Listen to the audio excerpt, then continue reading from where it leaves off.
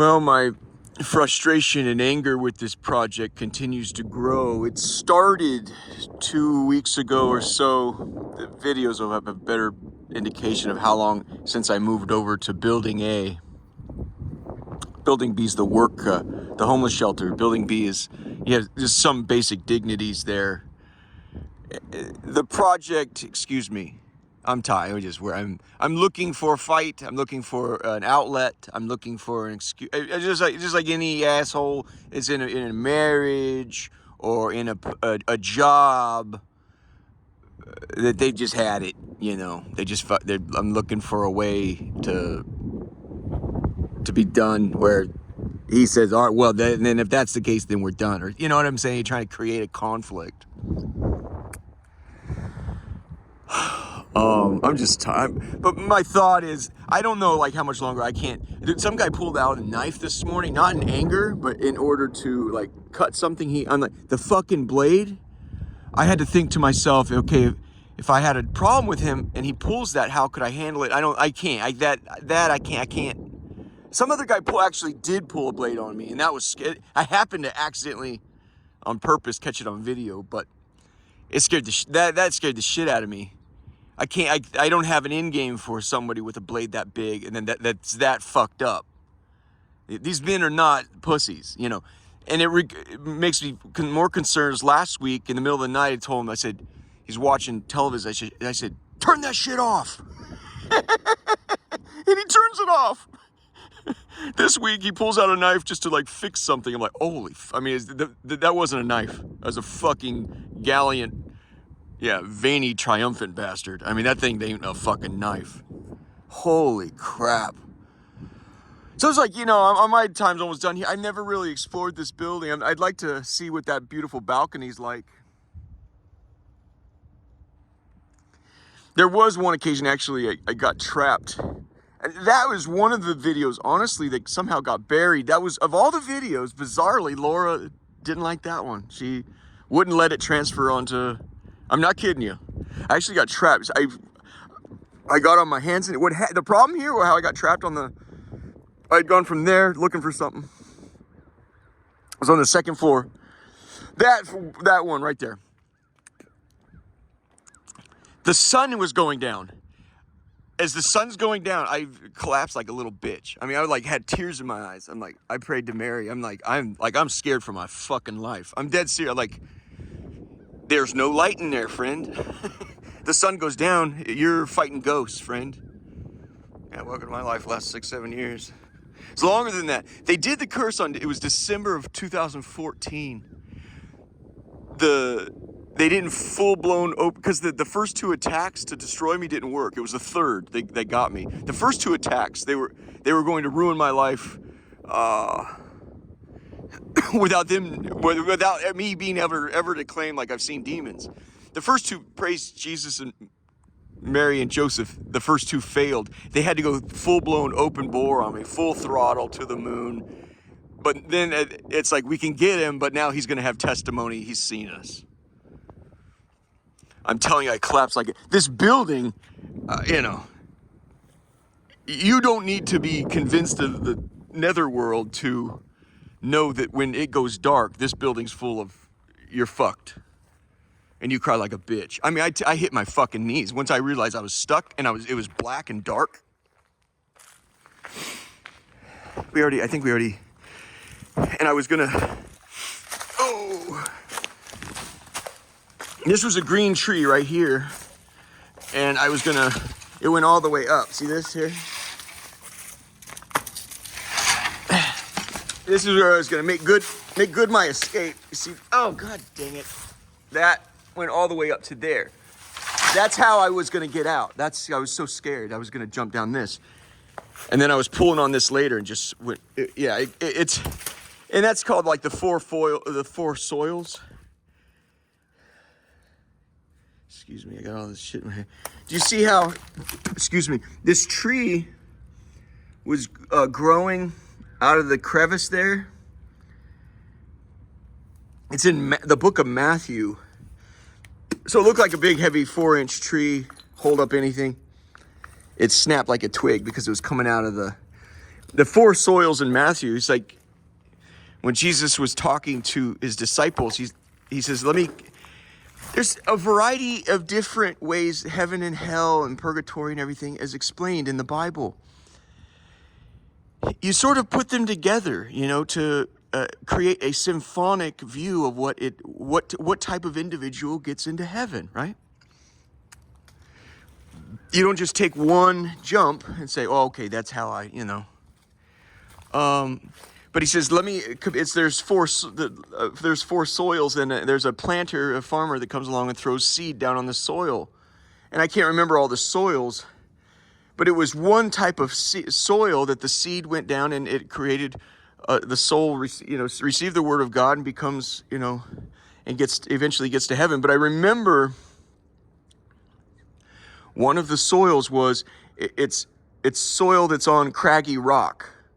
The seed falls into the soil, but there's rock underneath. And so the growth is extraordinary at first, but there's really nothing for the roots to go down into. And so there's a certain zealousness at the very beginning of the Christian walk, but then it just dies out, And of course, there's another comparison. He says, like wineskins. Can you put new wine into an old wineskin? The wineskins, once they dried up, I believe they shriveled up, and if you tried to fill it again, it would bust or something like that. And I imagine maybe this lecture is probably pointed directly at me. But I'm really tired of the abuse. I feel like every day I'm in, I know I'm in, in purgatory. I have a great time, kicking the dog shit out of, dog shit politicians, and then I take great abuse. It's just, I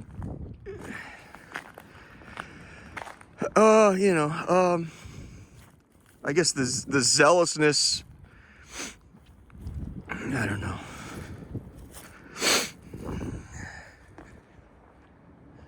I imagine that talk was for me, but no, man, I gotta complain somewhere. Ain't no one want to hear my jank, man. I'm pissed off. I constantly hear, oh, this, that. I'm essentially that entire, my sins and all the problems that started before the demon thing blew over on me. So we're talking at least a decade of where I'm fighting like fucking hell to get like the chaos in my life to stop. None of this shit was consistent with my fucking character. None of it. I mean, and that's the thing. Jesus has this thing. He tells me, what is the problem with Antonio Brown? And I had to look it up. I had to think about it. What's the problem with Antonio Brown? Do you know who Antonio Brown is? World-class wide receiver. One of the best there was and is, and just incredible. What is the problem with Antonio Brown?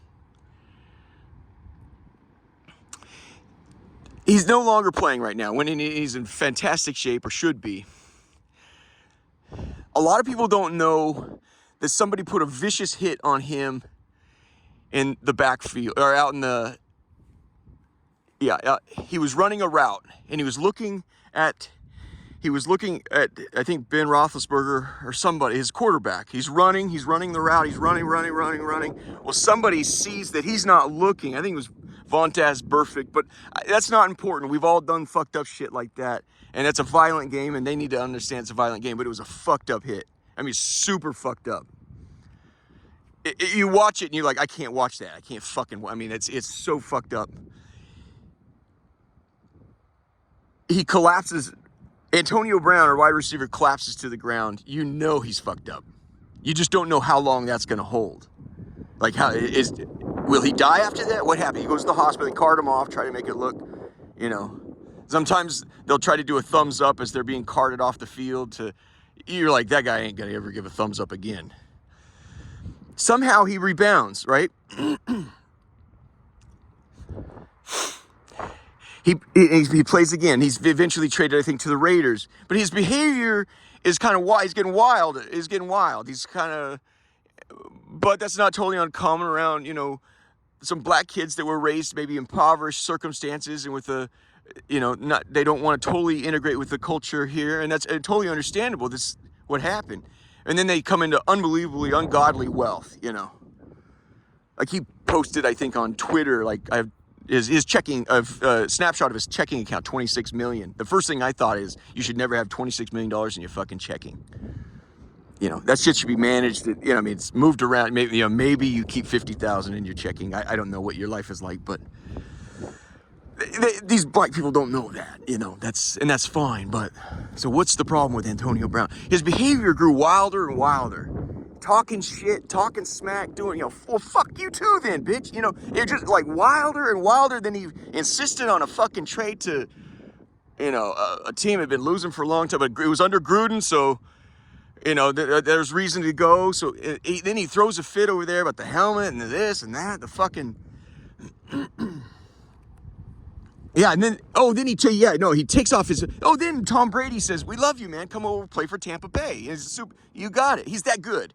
He was like, we'll take your fucked up problems. He's that good, And I think they actually won another Super Bowl. But his behavior, even, it was like he's having the time. He should be right. He's having the time of his life. He's winning. He's a champion.